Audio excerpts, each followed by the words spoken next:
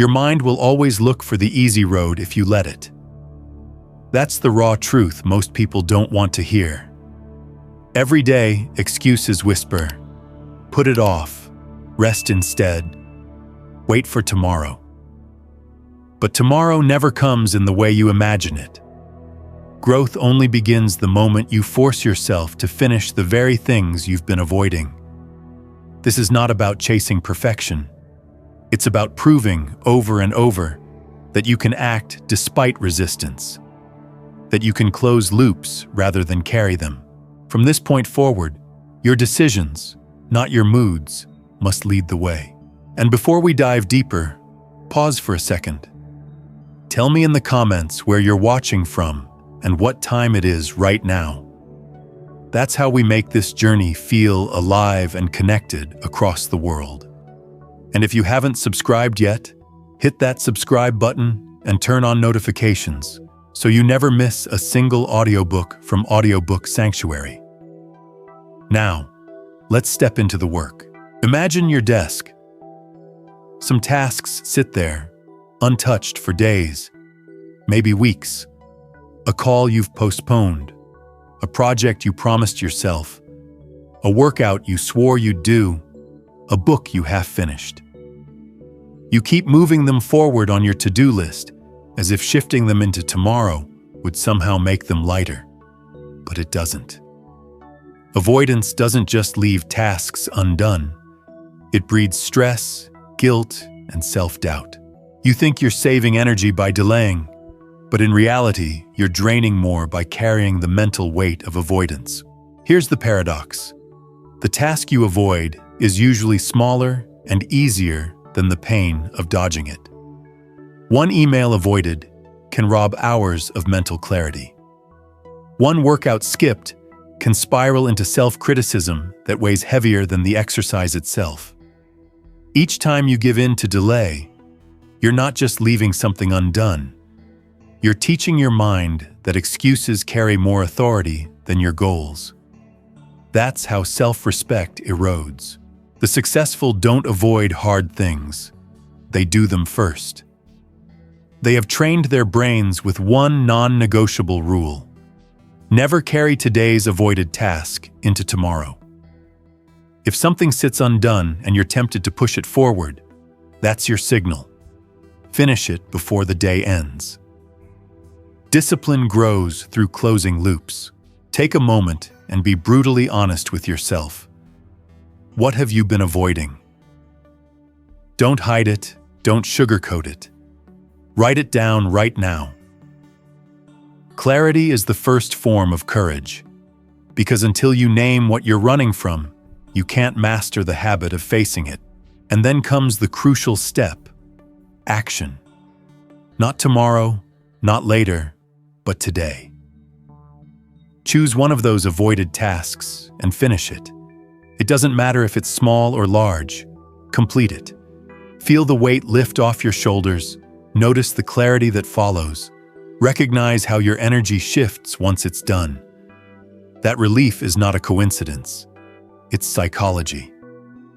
Action ends anxiety. Avoidance multiplies it. Think back to times you finally completed something you had delayed for too long. Remember how light you felt afterward? That's proof. It shows that avoidance was the real thief, not the task itself. You weren't tired of the work. You were tired of carrying the burden of not doing it. The key lesson is this: you build confidence not through easy wins, but through confronting avoided work. Each completed task is evidence. Each loop closed tells your brain, "I am stronger than my excuses." That's how identity changes. Not through slogans or affirmations, but through action-based evidence. When you start finishing what you avoid, you stop seeing yourself as a procrastinator and begin living as someone reliable, disciplined, trustworthy. But don't wait for grand transformation. Start small. Make your bed. Pay that one bill. Declutter one drawer. Send that overdue message. These seemingly minor wins create momentum, and momentum fuels discipline. Each act proves to your brain, when I decide, I follow through. That belief is the bedrock of self-trust. And here's the daily challenge.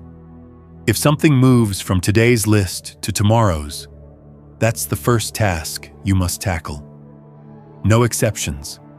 Because every time you close a loop, you carve a new groove in your mind, an expectation that you finish what you start. Over time, this becomes automatic. You stop asking if you feel like it, because it's simply who you are. Consider the ripple effects. Avoidance robs focus, poisons sleep, drains peace. Completion frees mental space and restores energy. When you finish avoided tasks consistently, you build not just productivity, but peace of mind. That peace is what allows you to step forward with strength. So here's your invitation. Before today ends, pick one task you've been running from. Don't just think about it. Do it. Then notice the difference. Tomorrow, repeat with another. Do this daily for 30 days, and you'll look back as a different person. Someone stronger, clearer, more confident. You'll have trained your mind to obey your decisions, not your moods. That's the foundation of mastery. Not waiting for inspiration, not waiting for comfort, but proving through evidence that you can finish what you've avoided. This is where the journey begins, by breaking the loop of delay and reclaiming the power to act. And as you learn to finish what you've been avoiding, the next step becomes natural. Training yourself to choose the harder path every time comfort and growth collide. Life constantly places you at crossroads, small, daily forks in the road where you can either choose comfort or growth. It looks trivial on the surface. Do you wake up on time or hit snooze? Do you prepare a healthy meal or grab fast food? Do you open your project file or scroll on your phone? But beneath these moments lies the true architecture of discipline. Each decision is training. Each choice tells your brain what kind of person you're becoming. Discipline is not something you read about and magically gain. It is the muscle you build by repeatedly choosing the harder path. At first, your mind resists. It craves what feels good now. Rest, distraction, escape, rather than what will make you stronger later. But every time you lean into difficulty instead of away from it, you're carving discipline into your character. The truth is, comfort is seductive but costly. If you consistently pick the easier option, you build the expectation of weakness.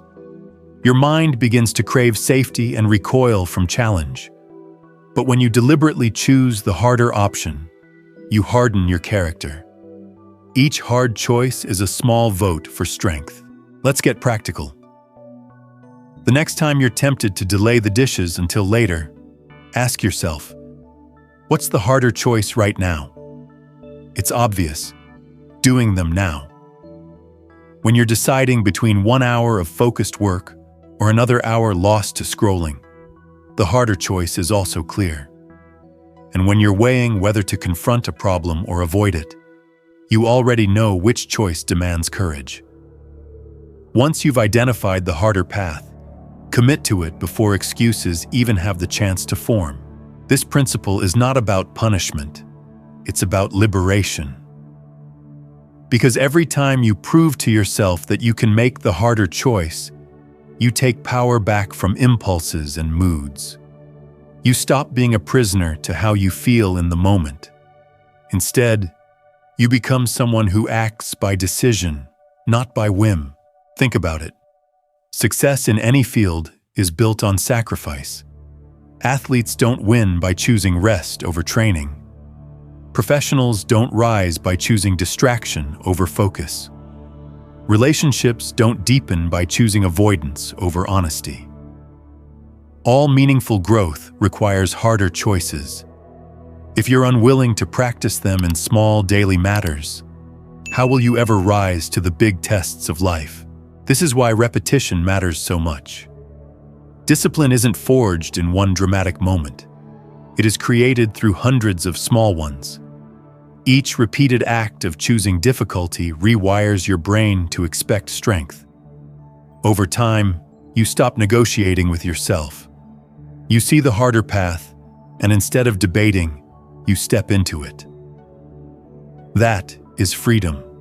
No longer wasting hours fighting an internal battle, but moving swiftly because the choice has become automatic. And here's a truth many overlook. The discomfort of hard choices rarely lasts.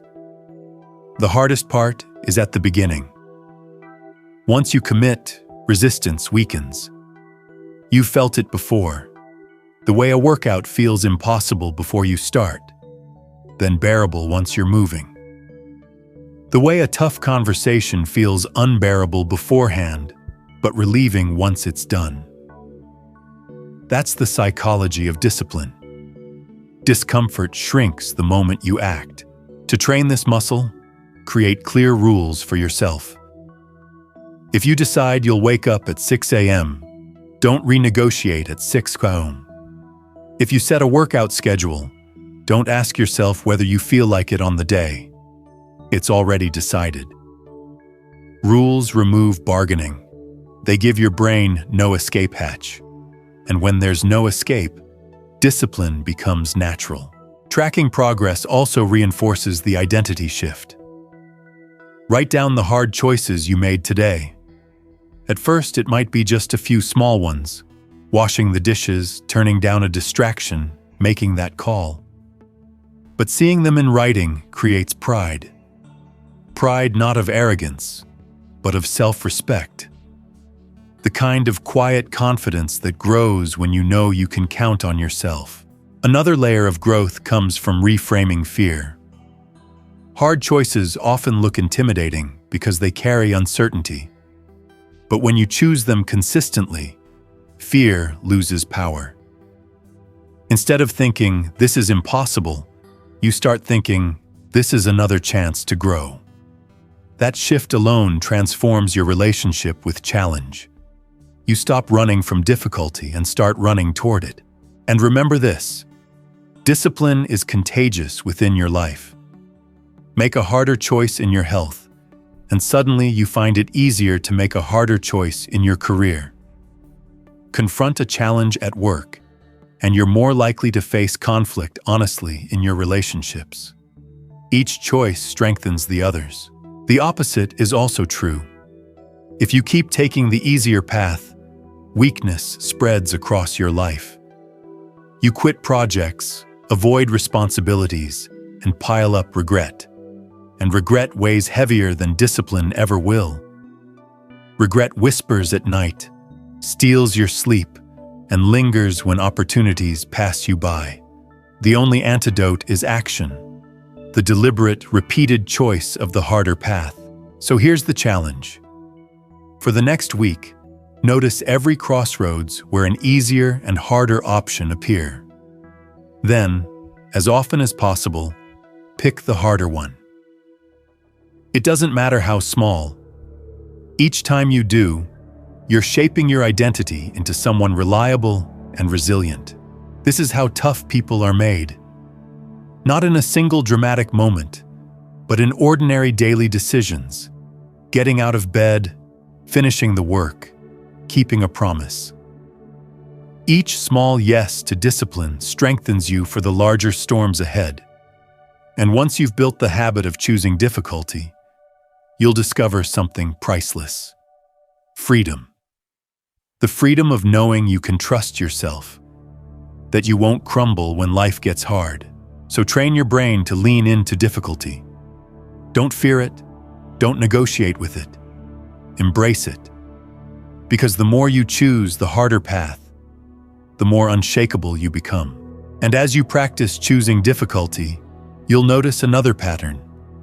Your mind will try to escape whenever pressure rises. That's where we turn next, learning how to catch and master the very moment your brain seeks the nearest exit. The moment discomfort rises, your brain gets clever. It whispers, "Do it later. Take a break. Find something easier." This is the escape reflex, a survival mechanism that kept our ancestors safe but now robs us of growth. Left unchecked, your mind will lead you away from progress and straight into regret. To master discipline, you must master this urge to escape. Step 1 is awareness. You cannot control what you don't notice. Pay attention to the exact moments your mind searches for the nearest exit. It happens in predictable patterns. When a task feels boring, when the outcome is uncertain, or when the effort required feels steep. You'll recognize the signs. Suddenly the phone calls to you. Snacks seem irresistible, or social media looks urgent. That urge is not weakness unique to you. It's human psychology at work. But here's the truth. Awareness is the doorway to control. Without it, you act on autopilot. With it, you reclaim choice. The next time you sit down to focus and feel the pull of distraction, pause and say to yourself, "I see what's happening." That single acknowledgement breaks the cycle. Step 2 is interruption. Don't rush headfirst into the distraction. Take 2 deep breaths. Tell yourself, "This is just my brain avoiding discomfort." By pausing, you weaken the reflex. Even 2 or 3 seconds of delay gives your discipline the chance to step in. It's like stepping off the automatic conveyor belt and realizing you can walk in another direction. Step 3 is redirection. The moment you recognize the escape urge, steer your energy back to what matters. A useful tactic is the 5 more minutes rule. Commit to staying with the task for just 5 more minutes. Often, that small re-engagement is enough to push past the resistance. Why? Because the hardest part isn't the work itself. It's breaking through the impulse to quit. Think of real-life examples. You sit down to write and your mind says, "Check your messages." Instead, you tell yourself, "I'll write for 10 minutes first."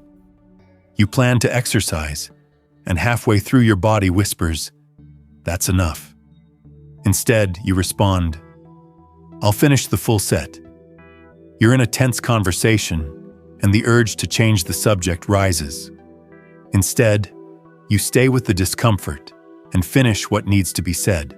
Each of these moments trains your mind to respect your decisions, not its impulses. Environment plays a powerful role here. If distraction is always within arm's reach, escape will always tempt you. Put your phone in another room when you work. Remove junk food from your house if you're committed to health. Surround yourself with people who take responsibility rather than avoid it. You're not just fighting your inner reflex, you're shaping your surroundings to support discipline instead of escape. Another key is reconnecting with your why. When the mind searches for escape, it forgets the reason you started. Bring your purpose back into focus. If you're working on your health, remind yourself of the strength and energy you want. If you're building your career, remember the freedom you're striving for. If you're facing personal growth, recall the pride that comes from following through. A strong reason makes the escape impulse weaker. Accountability also matters. The escape reflex thrives in secrecy. When no one knows whether you finished your work or not, it's easier to slip away. But when you share your goals with a friend, mentor, or even a journal, you create visibility. And visibility creates pressure. Your brain knows someone, or even your own written record, is watching. That's enough to reinforce discipline. Most importantly, you must redefine your relationship with discomfort. Your mind interprets discomfort as a threat, but it is not. It's a signal that you are stretching, growing, expanding. When you stay with discomfort instead of fleeing, you build resilience. When you run, you stay the same.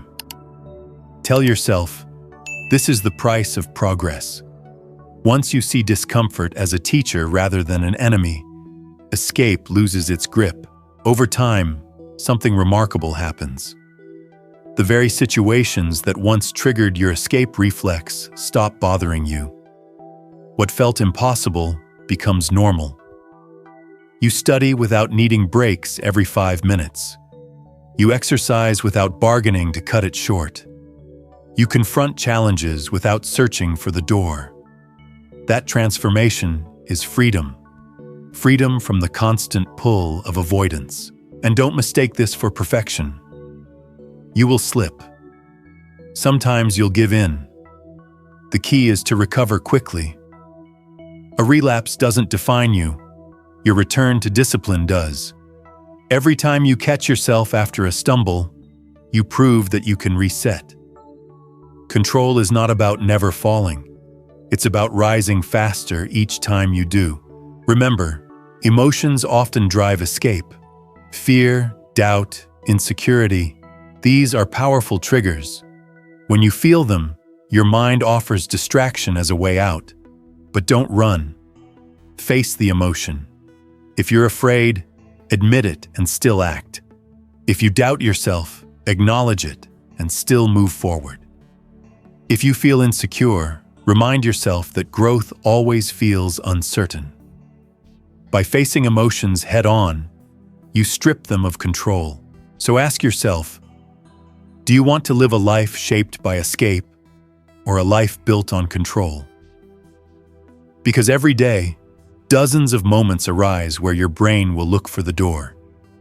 Each of those moments is a chance to practice. Notice the urge. Pause. Redirect. Repeat. And as you grow stronger at mastering escape impulses, you prepare yourself for the next level of discipline, doing the work even when every emotion inside you screams to stop. That's where we turn next. There will be mornings when you wake up exhausted, unmotivated, and weighed down by resistance. Your emotions will argue with you, telling you to delay, to take it easy, to wait for a better time. This is where the real test of discipline begins. Anyone can act when they feel motivated.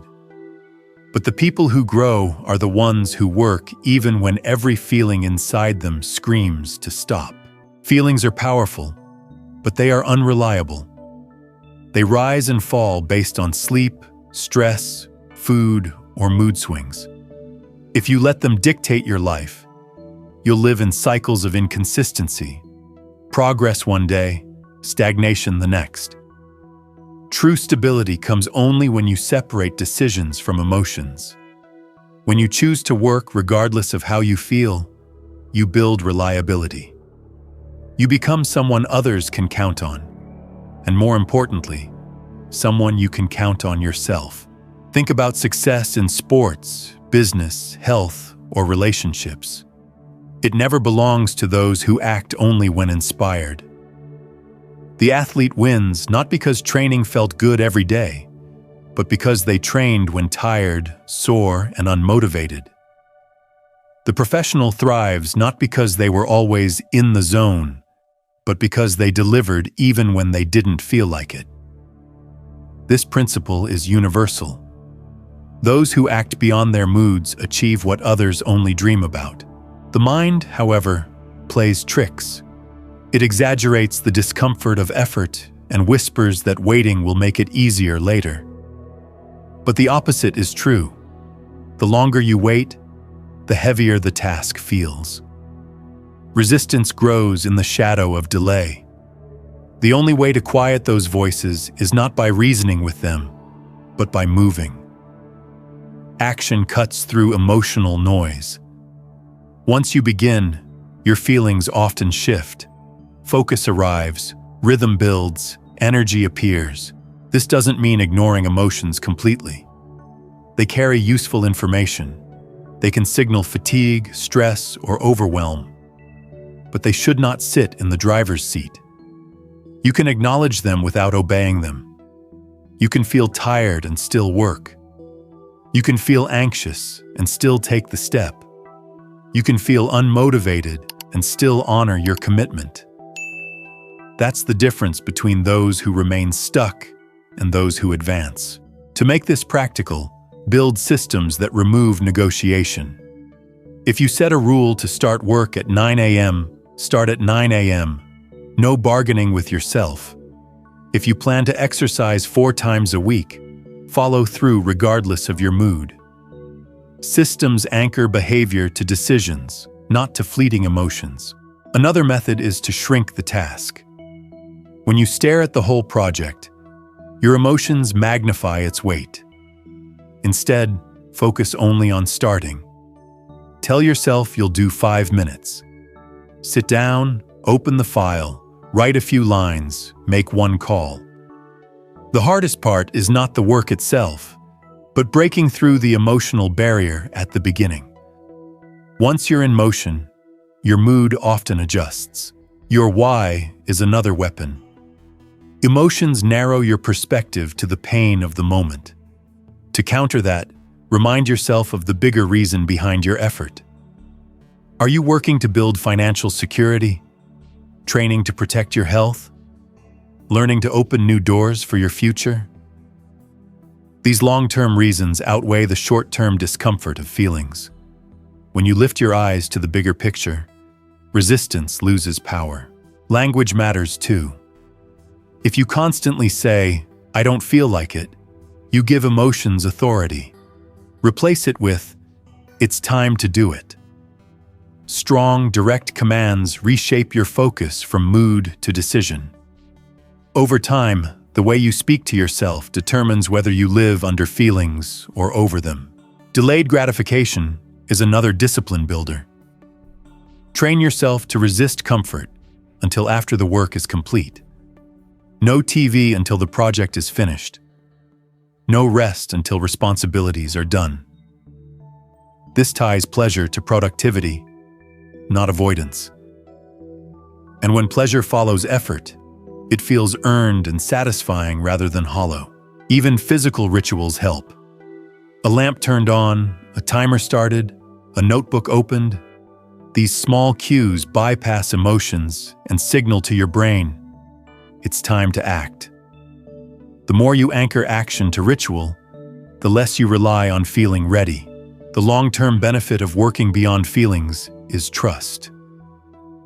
Each time you act despite resistance, you add another brick to the foundation of self-respect. You stop wondering if you'll follow through because you've built a track record that says you will. And self-trust is priceless. Without it, guilt and inconsistency eat away at confidence.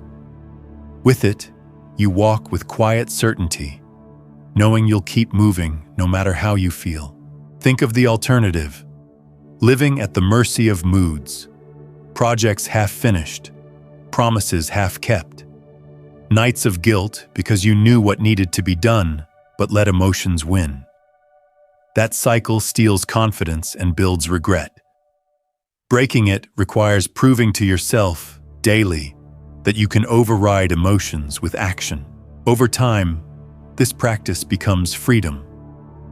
You stop waiting for motivation. You stop being tossed around by moods. You become steady in a world of emotional turbulence. People notice, but more importantly, you feel the strength inside yourself. Greatness is not about feeling strong all the time. It's about acting strong even when you feel weak. So here's the challenge. Tomorrow, when your feelings argue with you, when fatigue, doubt, or resistance shout the loudest, act anyway.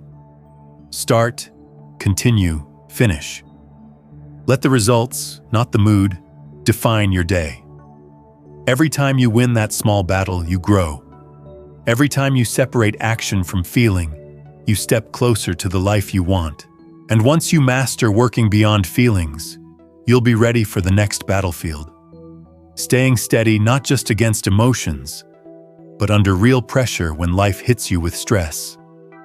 That's where we go next. Stress is not an intruder you can banish from life. It is a constant companion. Arriving in deadlines, bills, conflicts, uncertainty, and unexpected events. Some people collapse under its weight, while others seem to stand tall with calm strength. The difference is not luck. The difference is training. Just as muscles grow under resistance, your mind can grow steadier under stress if you deliberately condition it. The first truth to embrace is that stress itself is not the enemy. What harms us is the inability to respond with clarity. Two people can face the same workload. One sharpens under pressure, the other unravels. The difference lies not in the circumstances, but in the response. If you avoid stress altogether, you never learn resilience. If you train inside stress, you become unshakable. When pressure strikes, the natural reflex is panic or avoidance. The heart races, thoughts scatter, and emotions rise. If you act blindly on that reaction, you make poor choices and stall your progress. The skill you need is to pause. Even a brief pause before responding is power. It prevents rashness and creates space for strategy. Exposure is one of the most effective ways to build stress tolerance. If you avoid every form of pressure, you rob yourself of practice.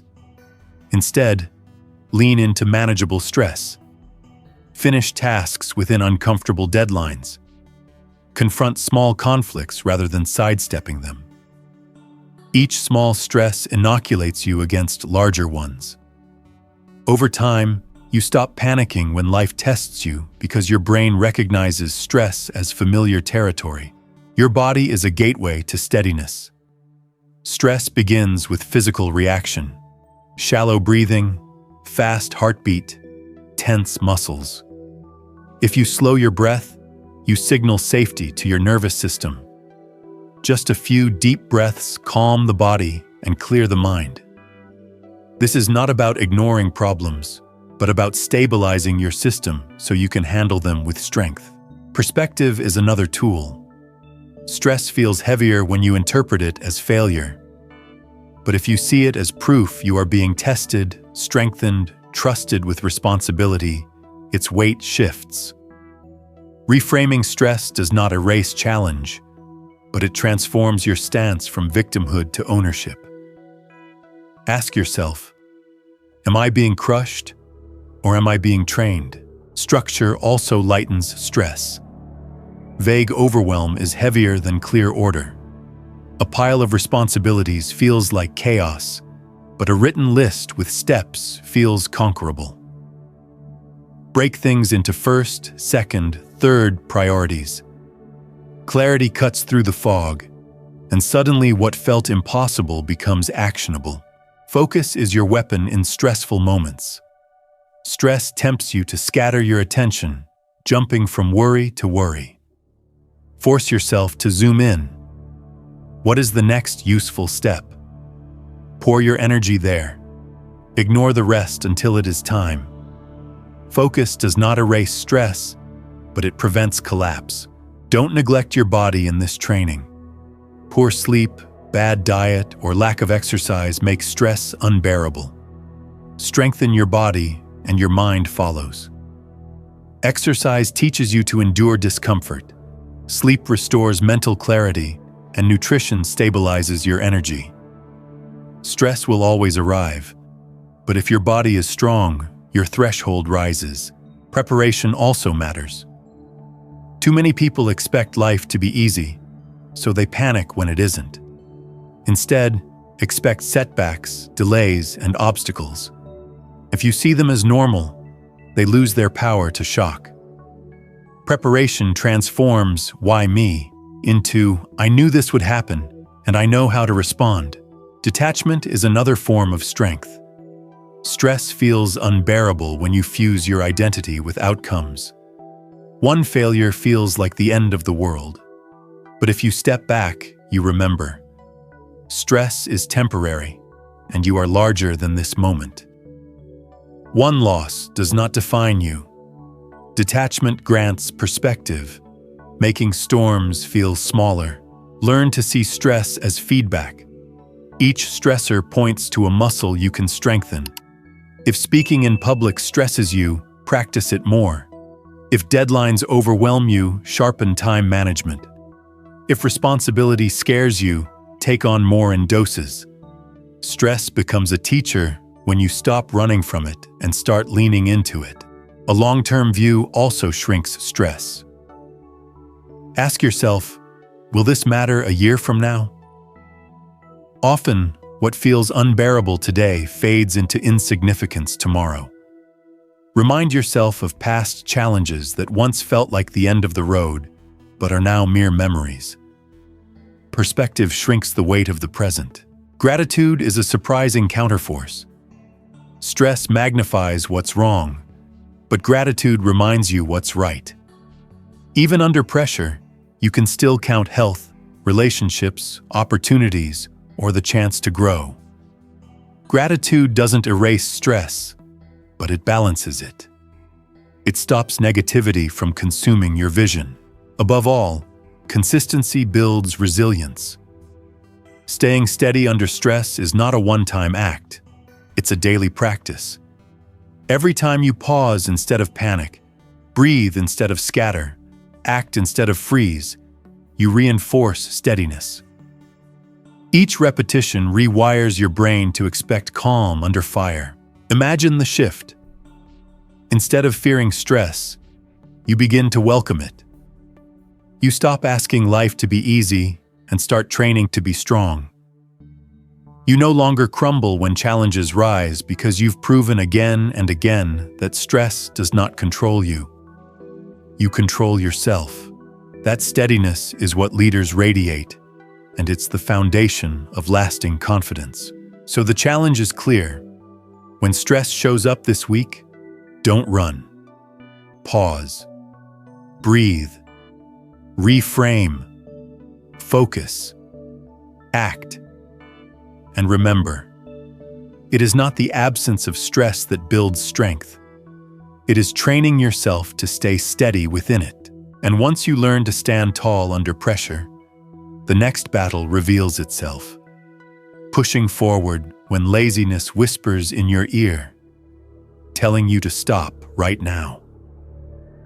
That's where we're heading next. Laziness is rarely loud. It doesn't crash in with alarms and banners.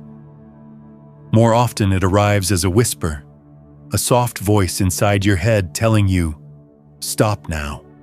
You've done enough. You deserve to rest.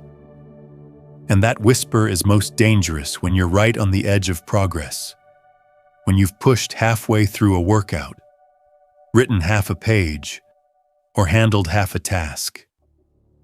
Give in to it, and you repeat the same cycle of quitting early, never seeing the results that could have changed your life. Everyone hears this voice. The difference is not in who feels it, but in who chooses to push past it. Those who listen to the whisper train themselves into weakness. Those who push beyond it forge resilience that no one can take away. The danger of laziness is not in a single skipped task, but in the identity it shapes. Each time you stop early, you reinforce to yourself that comfort matters more than growth. And soon, stopping early becomes a habit that infects everything. Projects, relationships, responsibilities, even dreams. Laziness isn't about one decision. It's about who you are training yourself to become. The rule to counter it is simple. When laziness whispers, stop, go a little further. If you planned an hour of work and the urge to quit hits at minute 30, commit to 10 more minutes. If you promised yourself 20 push-ups and you feel done at 12, push through until you reach 20. Each time you override the whisper, you carve a new groove of discipline. That proof builds self-respect, and self-respect builds confidence. Clarity also weakens laziness. It thrives in vagueness. When you say, "I'll work on this project," the lack of definition makes stopping easy. But if you say, "I'll finish this section by noon," you've drawn a finish line. The clearer the goal, the harder it is to quit halfway. Perspective is another weapon. Ask yourself, what will it cost me if I stop now? The answer is always the same: lost progress, lost momentum, lost trust in yourself. Regret always outweighs the temporary relief of quitting. By picturing the regret before you give in, the choice becomes clearer. Push now or pay later. Action beats negotiation. Laziness gains strength the longer you argue with it. Don't debate. Don't bargain. Act quickly before the whisper grows into a shout. Even small physical movements help. Stand up, stretch, change your posture. Take one step forward. Physical motion sparks mental motion.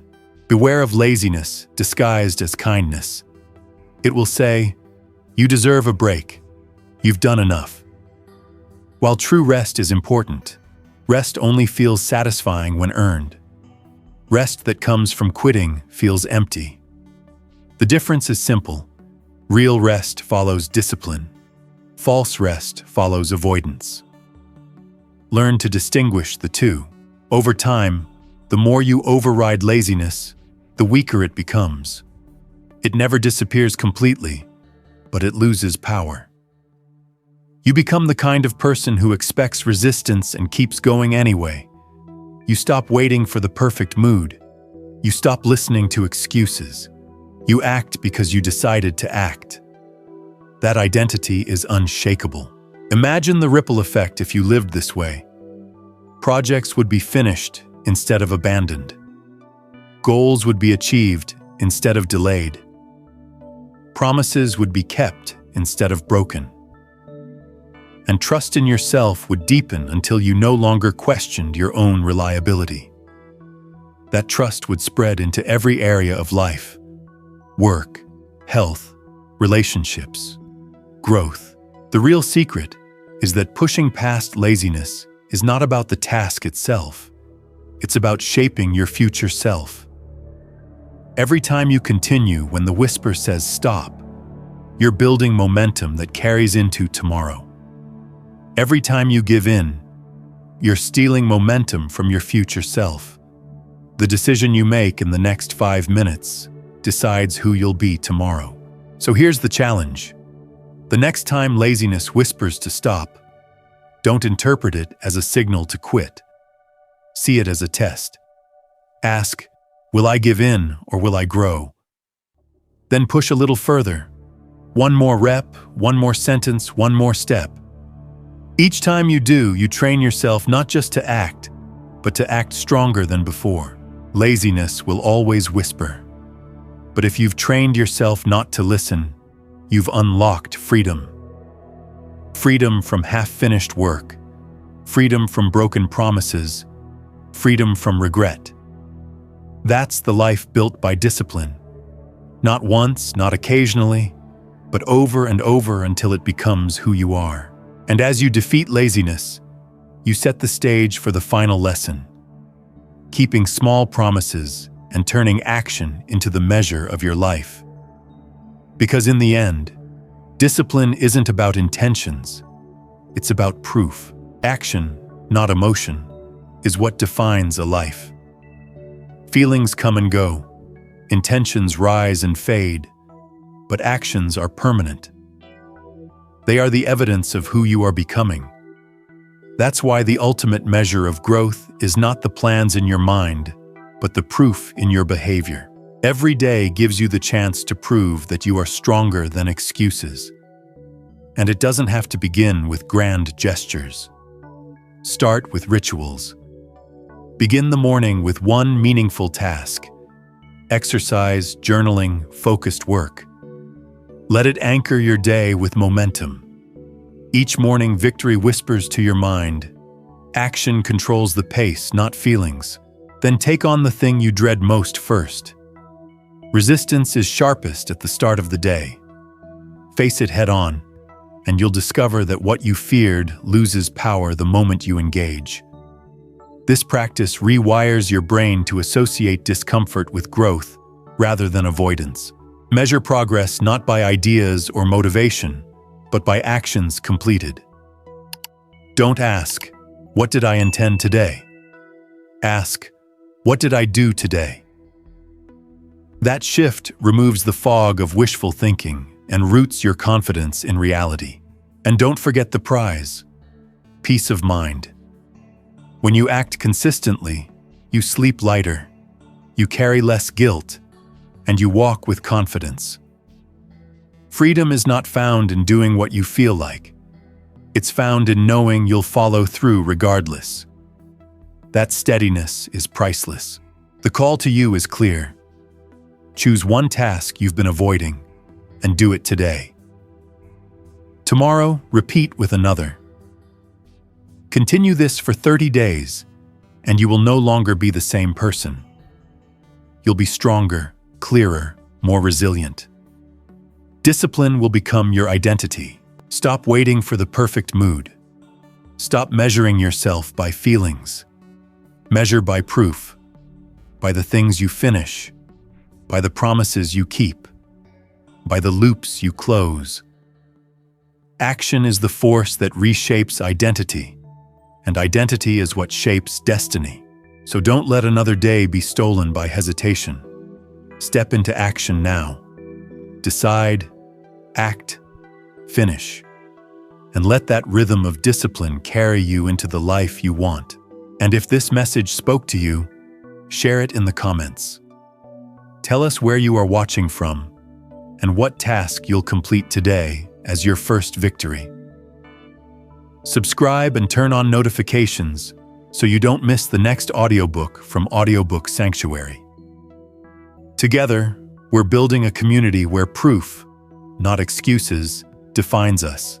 Your emotions are not in charge. You are.